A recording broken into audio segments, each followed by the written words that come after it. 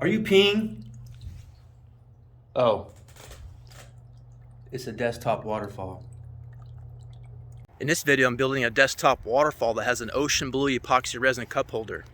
In one of my recent videos, I built a terrarium with a waterfall from 2 upside down chairs. The desktop waterfall is going to be completely made out of wood and rocks. Well, there is one variation I'll show you coming up in this video, but as you know, wood and water don't typically mix because the wood can be completely saturated from the water, and in this case, completely crumble the desktop waterfall.